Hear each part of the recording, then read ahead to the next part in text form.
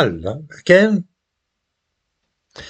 I was thinking recently about the almost superstitious reverence which progressive people and white liberals have for what they term sometimes as indigenous peoples, and sometimes they call them First Nations.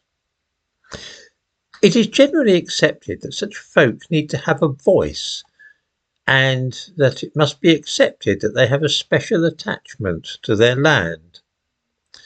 This is interesting and deserves, I think, a little thought.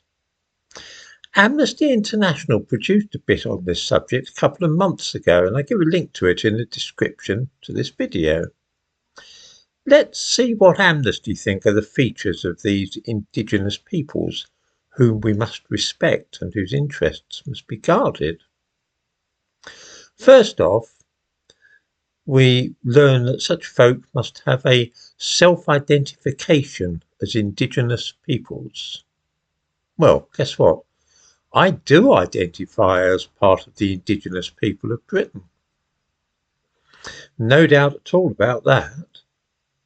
Next is a strong link to territories and surrounding natural resources. Well, I have that all right. The fields and woods around here are beloved by me, and I was coming to Epping Forest for picnics and days out 60 years ago. More, actually. I certainly have a strong link to the surrounding natural resources.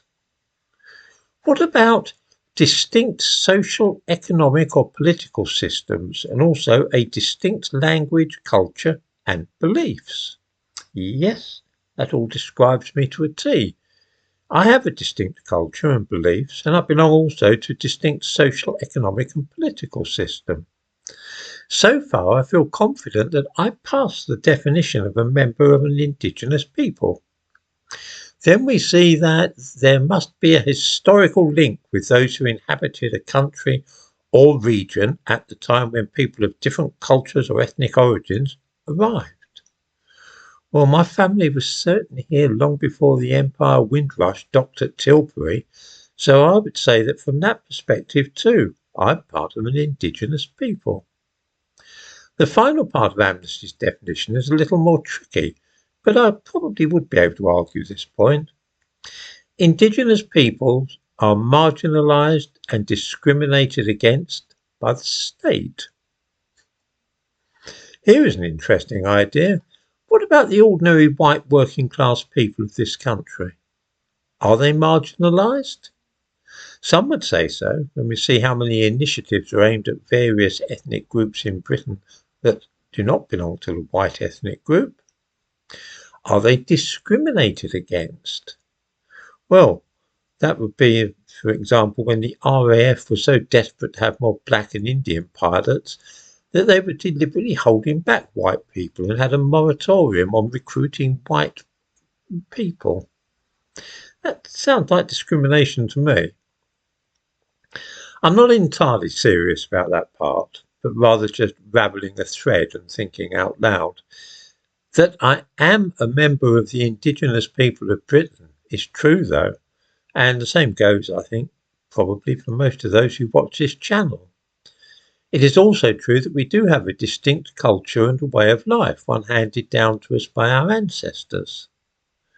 We do feel an attachment for our land, and I'm sure that it's every bit as strong as that felt by the Australian Aborigines for their land, or Native Americans for the land now.